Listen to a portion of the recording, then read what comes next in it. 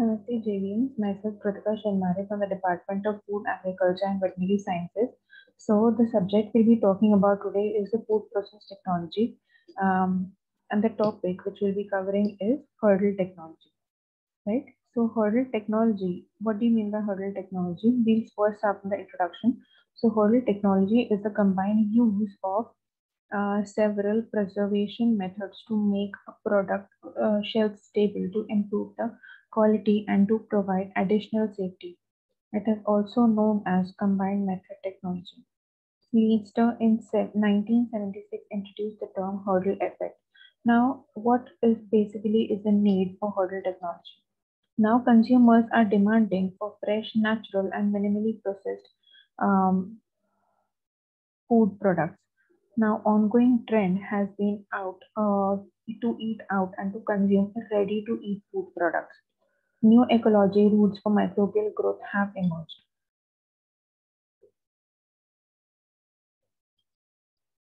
So, what are the basic principles of hurdle technology?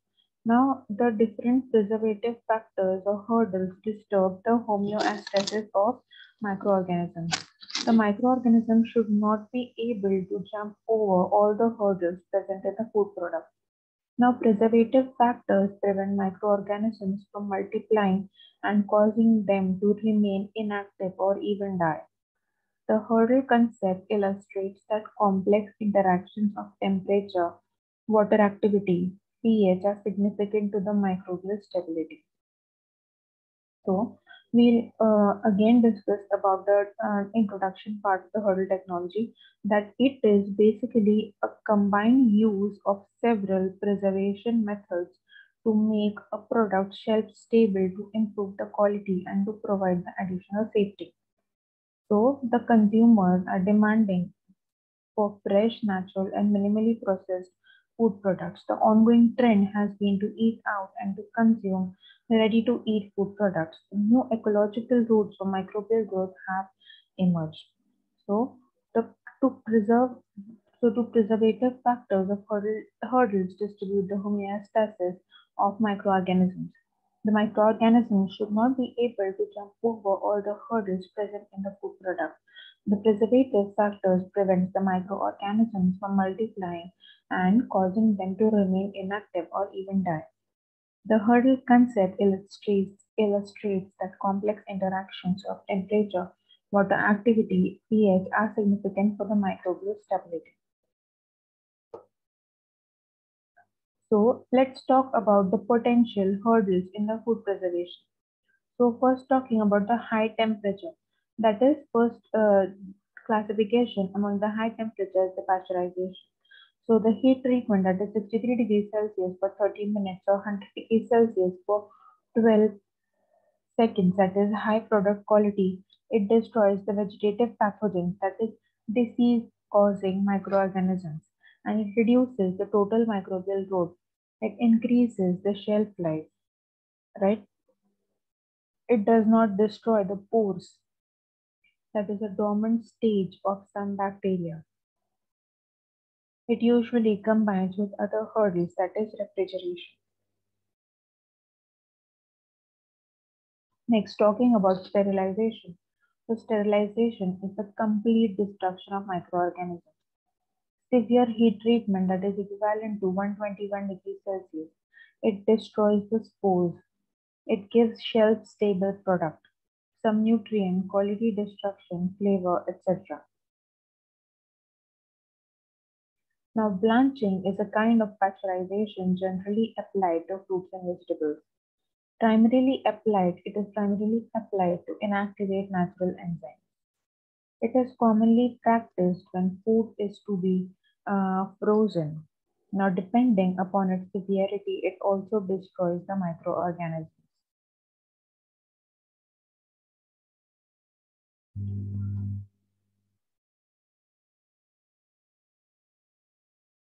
The effect of heat on aerobic and anaerobic mesophilic bacteria, yeasts and molds. Now let us study what effect the aerobic and anaerobic bacteria has on heat. So the vegetative cells as well as viruses are destroyed at a temperature of 60 degrees Celsius to 80 degrees Celsius. Higher temperature may be needed for killing of thermophilic microorganisms. Vegetative cells are killed in 10 minutes at 100 degrees Celsius and many spores in 30 minutes at 100 degrees Celsius.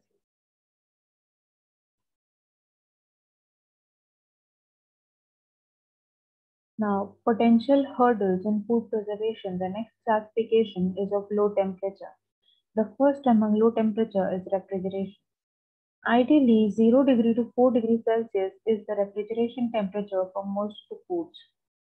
Short-term preservation can be long for days to weeks. High production quality like fresh, minimally processed foods fine. Slows down microbial growth, respiration, enzyme chemical reactions. Some pathogens can grow, that is Clostridium botulinum, Escherichia coli, and Listeria. Now, freezing, generally the temperature range between freezing is minus 18 degrees Celsius to minus 30 degrees Celsius. The quality depends on the product, time, and temperature. The long-term preservation is from months to years. It stops microbial growth and respiration. It slows down chemical reaction and it must have good packaging. Now, talking about the potential hurdles in food preservation, the potential hurdles in food preservation are reduced water activity, that is AW. AW is the symbol of water activity, is the water availability. Now, water is required for microbial growth and enzyme and chemical reactions. The pathogenic microorganisms cannot grow at water activity less than 0.86. Yeast and mold cannot grow at water activity less than 0.62. Now, free water can be removed by concentration, dehydration, and freeze drying. In general, the lower the water activity, the longer the storage life. So, there are some recommended substances to reduce the water activity, such as glucose, fructose, sodium chloride, and potassium chloride. Now, next under the classification of potential hurdles in food preservation is increased acidity, that is lowered pH. Now, acidity slows down the growth of foliage organisms and pathogens. The pathogens won't grow, spores won't germinate at pH less than 4.5. Above 4.5 must sterilize for shelf stability. Below 4.5 we can pasteurize the product. Now, I repeat, increased acidity, that is lowered pH. So, acidity slows down the growth of spoilage organisms and pathogens.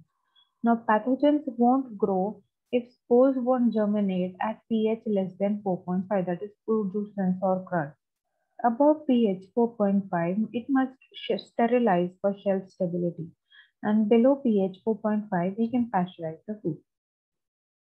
Now, recommended substances to reduce the pH are below, that is organic acid, citric acid, malic acid, tartaric acid, benzoic acid, lactic and propionic acid. Also, there are some inorganic acids, and we can also increase the acidity in foods by fermentation of the byproducts.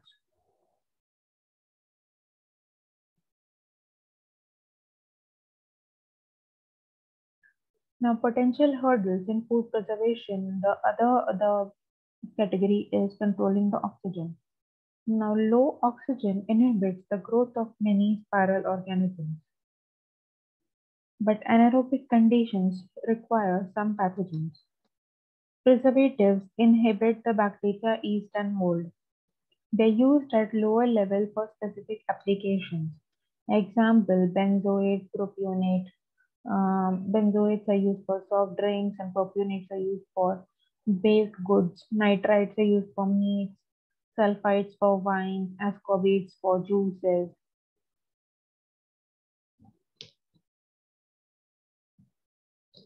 The potential chemical preservatives are sulfur dioxide and sulfides, nitrites and nitrates, sorbates, propionates, sodium benzoates.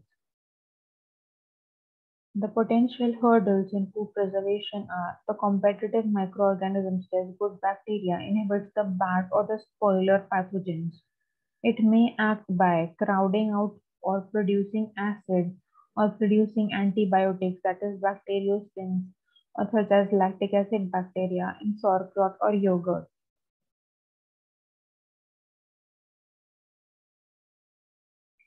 The sequence of hurdles ensures stability to each stage. All hurdles decline with time except water activity. Nitrite inhibits the growth of pathogens. The growth of other bacteria depletes oxygen. Low oxygen favors acid-producing competitive flora. Acid decreases pH. Water activity hurdle gradually increases due to drying.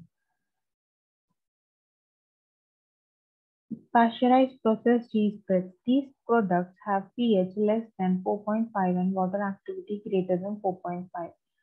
Should have to comply with the low acid canned foods, that is commercial sterilization. However, for quality reasons, these products cannot be given a sterilization process. Instead, the spreads are stabilized by moderate levels of salt, decreased pH, and moisture. So, let's talk in brief about the significance of the hurdle technology. It improves the process quality, product quality, and microbial safety. It saves money, energy, and several other resources. The food remains stable and safe, high in sensory and nutritive value due to the general process applied. It doesn't affect the integrity of food pieces.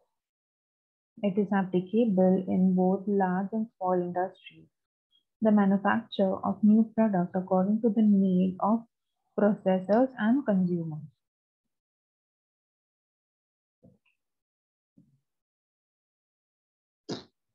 So, to brief about the hurdle technology, it is basically a combination of several preservation methods to make a product shelf stable, to improve the quality, and to provide additional safety. It is also known as the combined method technology. Leisner in 1976 introduced the term hurdle effect. Now the consumers are demanding for fresh, natural, and minimally processed food products. The ongoing trend has been to eat out and to consume ready-to-eat foods. New ecological routes for microbial growth have emerged, and that is how the need for hurdle technology is into existence. The basic principles of hurdle technology are the preservative factors or hurdles disturb the homeostasis of microorganisms. The microorganism should not be able to jump over all the hurdles present in the food product. Preservative factors prevents microorganisms from multiplying and causing them to remain inactive or even die. The hurdle concept illustrates that complex interactions of temperature, water activity, pH are significant to the microbial stability. So, talking about the potential hurdles in food preservation, we have high temperature, low temperature, and water activity, then overpopulating the good bacteria. So, basically, in high temperature, we have pasteurization and sterilization and blanching. So, mild heat treatment and high product quality destroys vegetative pathogens, reduces total microbial load, increases the shelf life, does not destroy the spores, and usually combined with the hurdles, that is refrigeration. Sterilization means the complete destruction of microorganisms. Severe heat treatment, that is equivalent to several minutes at 121 degrees Celsius. It destroys the spores and gives shelf stable product some nutrient quality destruction, that is flavor, texture. Blanching is a kind of pasteurization generally applied to fruits and vegetables. It is primarily applied to inactivate the natural enzymes. Commonly practiced when food is to be frozen. It depends on the severity, also destroys the microorganisms. So the effect of heat on aerobic and anaerobic bacteria and musical bacteria of yeast and molds. So that is all for this session. We'll be continuing with the food process technology in the next session. Thank you.